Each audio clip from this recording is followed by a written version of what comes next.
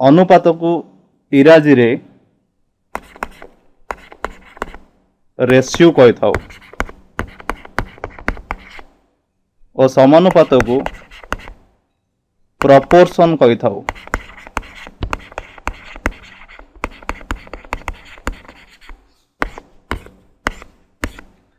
तेबे अनुपात माने कौन?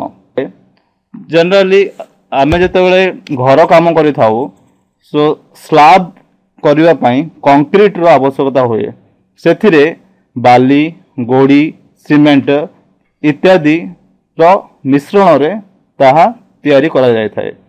सही मिश्रण रे बाली गोड़ी कंक्रीट इत्यादि रो सम परिमाण बा कोटार केते परिमाण रहिले से कंक्रीट टी सबुठु अधिक दिन लास्टिंग करिवो ताहा हमकु इम्पोर्टेंट। अनुपात हला विभिन्न वस्तुर मध्यरे तुलना। उदाहरण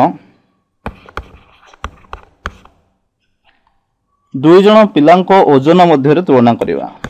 तेणु अनुपात पई तुलना करिवा पई वस्तु गुड़िक एक जातीय हेबा आवश्यक।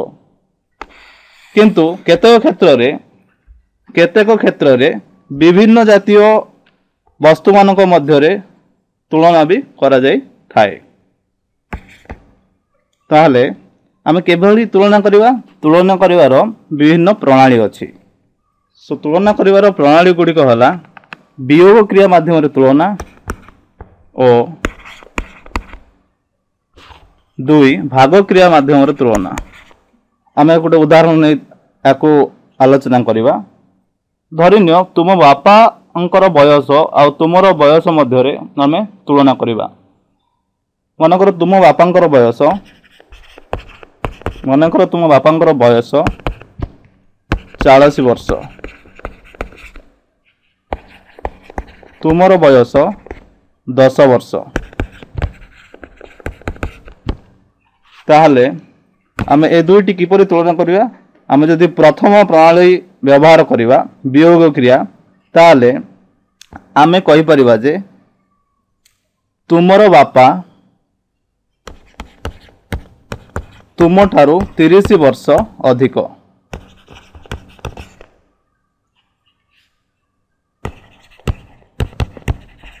अर्थ आम ये वियोग क्रिया प्रणाली व्यवहार कले। तो बापांकर बयस 40 वर्ष और तुमर बयस 10 वर्ष। सो वियोग क्रिया व्यवहार करी आमे उत्तर पाई पाले जे 30 वर्ष। सही भली आमे द्वितीय प्रणाली यूज करिवा भाग क्रिया माध्यम रे तुलना करिवा। भाग क्रिया माध्यम रे तुलना कले आमे उत्तर गुण किंबा अंश हिसाब रे पाई परिवा। तुम बापांकर बयस 40 वर्ष, तुमर बयस 10 वर्ष। सो 40 बाई 10 आमको मिलूँ 4। ता अर्थ बापांकर बयस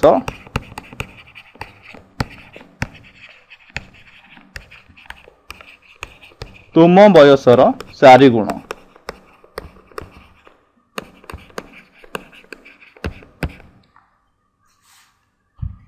सो आमे देखले जे तुलना करिबा आमे दुई प्रणाली रे। सो आमे वर्तमान फेरिबा पुणी अनुपात को। सो अनुपात को आमे साधारणतः लेखिबा पाई अनुपात को लेखिबा पाई आमे इज टू चिन्ह व्यवहार करू। इज टू चिन्ह व्यवहार करू। मनकर आम पाखरे दुईटी राशि अच्छी ए ओ B. A is to B आम लिखिपर ए अनुपात बी। आम गोटे उदाहरण देखा। मन कर तुमर ओजन इज इक्वल टू 60 केजी बा किग्रा। तुम सांगर ओजन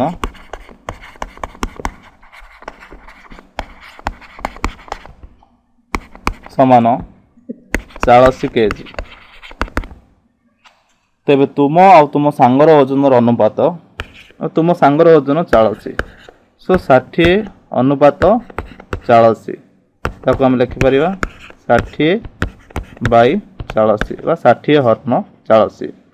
तुम सांग तुम सांगर ओजन अनुपात 3:2। तापर आम देखिबा समानुपात। समानुपात को इंग्रजी में आम कहू प्रपोर्शन। तो समानुपात कौन? दुई बा ततोधिक अनुपातर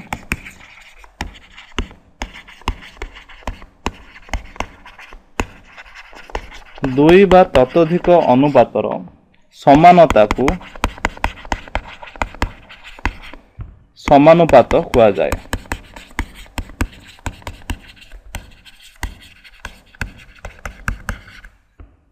सो जदि आम पाखरे दुईटी अनुपात अच्छी A:B और C:D बा A/B और C/T तो यही दुई अनुपातर समानता को जदि A/B = C/D हुए ताहले आमे कहि परिबा जे एही चारोटी राशि बा पद एही चारोटी राशि A, B, C, D समानुपातरे अछंती। समानुपातरे अछंती बा समानुपाती। समानुपाती ओ दुईटी अनुपात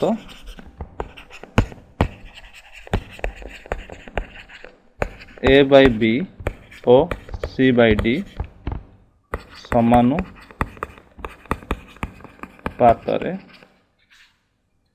अछंती। समानुपातरे अछंती।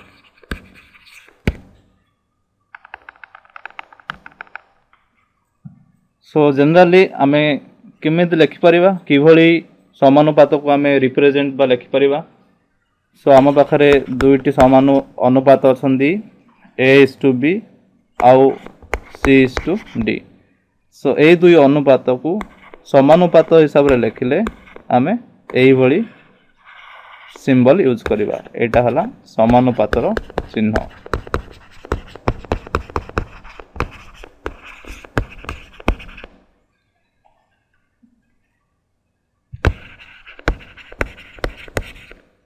समानुपातर चिन्ह आमे गोटे उदाहरण देखिबा।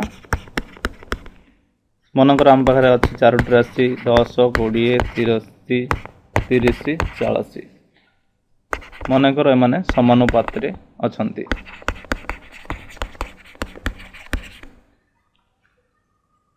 बा देखिबा 10, 20, 30, 40 समानुपाती की। जदि समानुपाती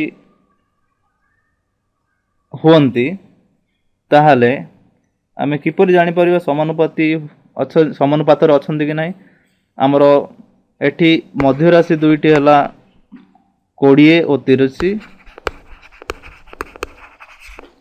और प्रांत राशि दुईटी हला 10 एवं 40। सो समानुपात रहिबा को हेले प्रांत राशि द्वयर गुणफल मध्य राशि द्वयर गुणफल संगे समान हेबा को पड़िबो। सो प्रांत राशि द्वयर गुणफल 10 गुणन 40 आमे पाउछे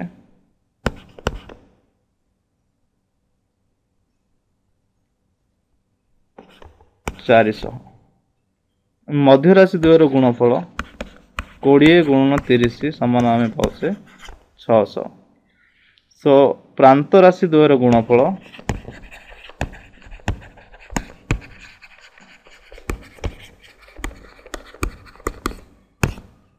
ମଧ୍ୟ ରାଶି ଦ୍ୱୟର ଗୁଣଫଳ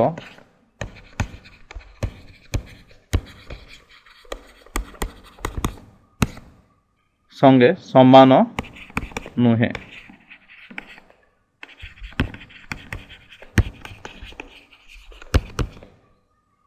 ତାହେଲେ ଆମେ କହିପାରିବା ଏଇ ଚାରୋଟି ରାଶି ସମାନୁପାତିରେ ବା ସମାନୁପାତରେ ନାହାନ୍ତି। ତ ଏମାନେ ସମାନୁପାତି ନୁହନ୍ତି।